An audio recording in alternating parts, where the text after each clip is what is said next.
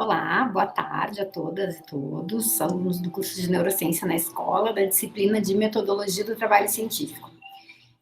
Agora, a essa altura, vocês já devem ter feito a atividade do formulário, né, em que vocês assistiram um vídeo de uma aluna contando em 180 segundos como era o projeto de pesquisa dela, e vocês responderam algumas perguntas sobre isso, e vocês devem ter percebido que uma das perguntas que tinha ali naquele formulário era relacionada a justamente as perguntas de pesquisa, né? Agora a gente vai falar um pouquinho sobre as características dessas perguntas e o que faz as perguntas de pesquisa, boas perguntas de pesquisa, que ajudam o pesquisador. Tá bom? Então, eu vou compartilhar com vocês aqui a tela da apresentação. Pronto. E a gente já começa a explorar juntas e juntos essa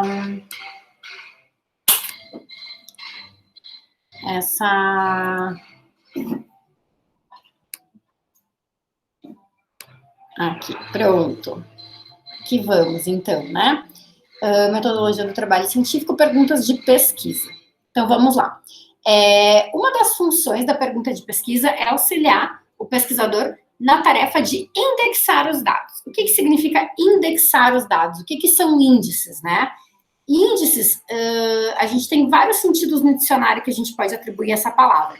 Mas o que a gente vai querer agora, que vai ser importante para a gente, é indício, sinal ou um indicador, né? Então, a gente costuma dizer que a febre é um índice de que o organismo, né, um sintoma de que o organismo está trabalhando para resolver um probleminha, né? Então, por isso que aumenta a temperatura do corpo. Então, a pergunta de pesquisa, ela vai funcionar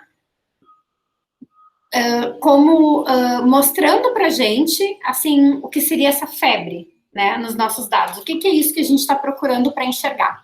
Então, as perguntas de pesquisa, elas normalmente vão ter palavras que vão funcionar como indicadores para nos mostrar o que exatamente a gente está procurando. Vou dar alguns exemplos para vocês.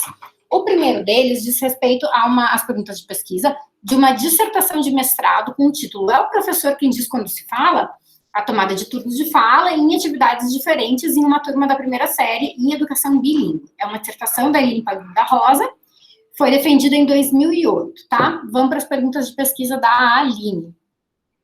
Bom, o objeto de estudo dela, né, antes de mais nada, é a tomada de turnos de fala em duas atividades diferentes, numa turma, né, numa classe de primeiro, na época era a primeira série, hoje seria o primeiro ano da educação infantil, do ensino fundamental, tá? E aqui estão as perguntas dela, né? Qual é a organização para a tomada de turnos desta sala de aula em relação à sala de aula tradicional? E daí a pergunta: há uma organização distinta para a tomada de turnos na hora da rodinha e na contação de histórias?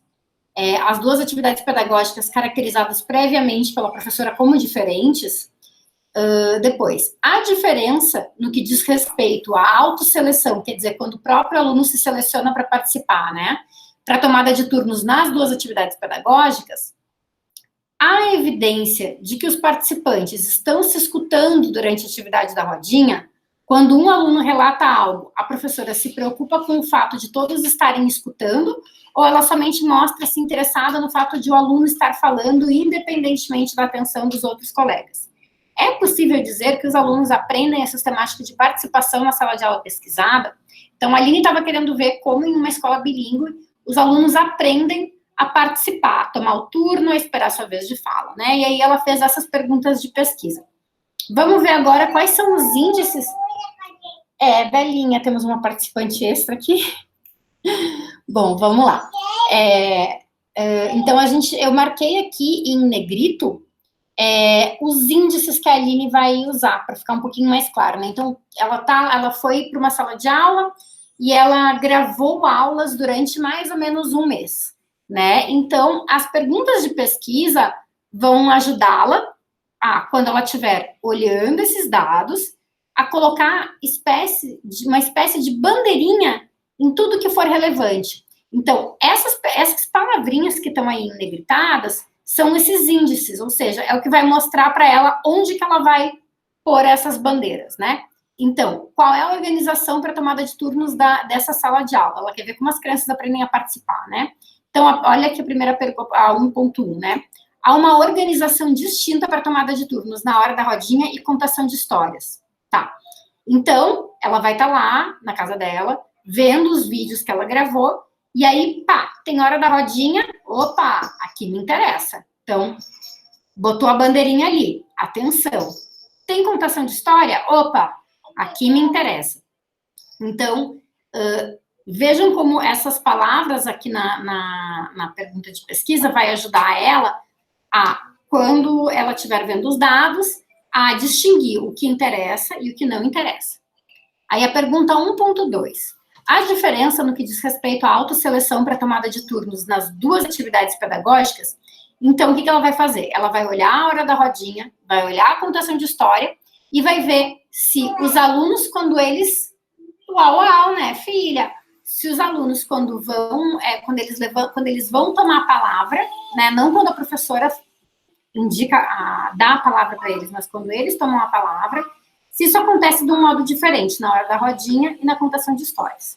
Então, ó, tá na hora da rodinha, um aluninho começou a falar sem a professora pedir, interessa.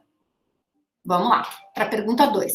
Há evidência de que os participantes estão se escutando durante a atividade da rodinha? E aí, nas perguntas que vêm a seguir, ó, os índices. Então, se eles estão se escutando, né? Então, a professora se preocupa com o fato de todos estarem escutando, como que eu vou ver isso? Eu vou ver se tiver conversa e a professora não está se orientando para isso, é um dado que me interessa. Tem conversa e a professora se interessa e diz, pessoal, vamos ficar em silêncio, agora é a vez do fulano, todo mundo tem que escutar o fulano, isso também é um dado importante. Então, vocês estão vendo como aqui as perguntas de pesquisa estão com índices bem claros. Vamos adiante para mais um exemplo, tá? Esse aqui é um TCC que foi realizado na pós de educação bilíngue, com um tema relacionado com a neurociências na escola, relacionado com as neurociências, que é sobre funções executivas. A Daiane Nunes, que escreveu esse projeto em 2017, ela estava interessada no seguinte, né? Há pesquisas que indicam que crianças que participam de contextos bilíngues, elas desenvolvem algumas funções executivas antes de crianças monolíngues. E aí ela queria ver evidências disso na sua escola. Então, olha as perguntas de pesquisa dela. Durante as brincadeiras de faz de conta, que ações as crianças fazem diante de um conflito? Elas fazem ações que buscam a resolução de conflitos? Se sim, que ações são essas? Se não, o que acontece? Como lidam com a opinião do outro? Elas aceitam? Se sim, qual a consequência disso? Elas não aceitam? Qual a consequência disso? Bom, então o que eu vou fazer agora, tá? Eu vou pedir para vocês darem um pause no vídeo, e aí eu vou pedir para vocês tentarem localizar aqui nessas perguntas esses índices, ou seja, essas palavras que vão ajudar, ou que ajudaram já a Daiane, a identificar quando um dado interessava ou quando um dado não interessava. Então, agora todo mundo dando pause no seu tempo, né? E tentando localizar essas palavras. Assim que vocês tiverem feito isso, pode soltar o vídeo, tá bom?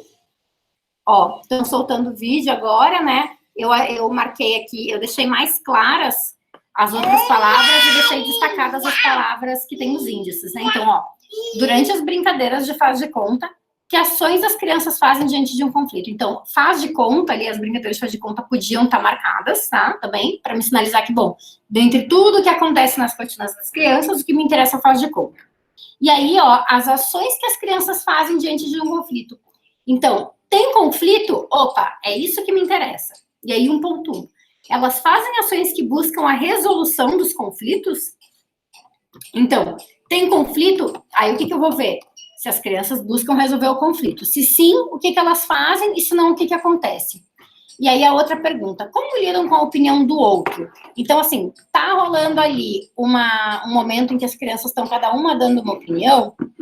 Bom, e aí, o que acontece? Elas aceitam a opinião, e o que acontece depois disso? E se elas não aceitam, o que acontece? tá? Então, essas são as perguntas, foram as perguntas de pesquisa da Daiane Nunes no TCC de 2017.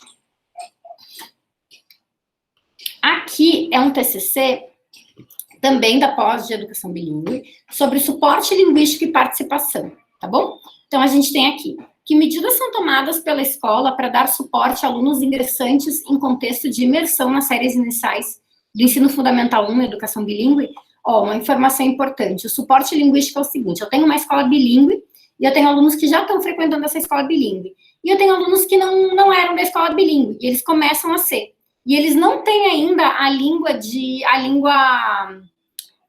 a outra língua que a escola trata, que não o português, eles só têm o português desenvolvido.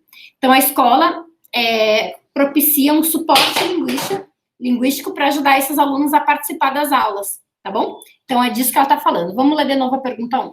Que medidas são tomadas pela escola para dar suporte a alunos ingressantes em contexto de imersão nas séries iniciais do ensino fundamental 1 na educação bilíngue? Esse suporte contribui para a maior produção oral dos alunos na língua-alvo nos momentos de rodas de conversa, fazendo com que eles se autosselecionem para participar? Se sim, essa autosseleção ocorre com maior frequência do que nos primeiros meses do ano letivo? Então, de novo, deem um pause, procurem as palavras que são os índices, e aí, assim que vocês conseguirem localizar essas palavras, soltem o vídeo de novo para continuar, tá bom? Pronto, gente. Então, o que a Gabriele Souza ia olhar, né? No fim, ela mudou o TCC, foi para um outro caminho, mas o que ela ia olhar? Então, ela ia olhar para momentos de rodas de conversa da sala de aula, se esses alunos já que estavam frequentando o suporte linguístico, se eles se autosselecionavam para participar e se eles aumentavam essa autosseleção ao longo do tempo, tá bom? Então, esses eram os índices que a Gabriele Souza estava procurando para poder, enfim, analisar os dados dela. Bom, então, são esses alguns exemplos sobre perguntas de pesquisa, e agora eu vou dar uma tarefinha para vocês, tá bom? Pensem, já comecem a pensar no tema da pesquisa de vocês, o que vocês vão querer fazer, e que amanhã a gente já vai colocar a mão mais na massa do que agora. Agora a gente está só aquecendo as engrenagens e colocando os ingredientes na vasilha. Amanhã a gente mistura tudo. Tá bom? Nos vemos, então, às 16h30 no link do Zoom que está disponível no Moodle. Tchau, tchau, gente!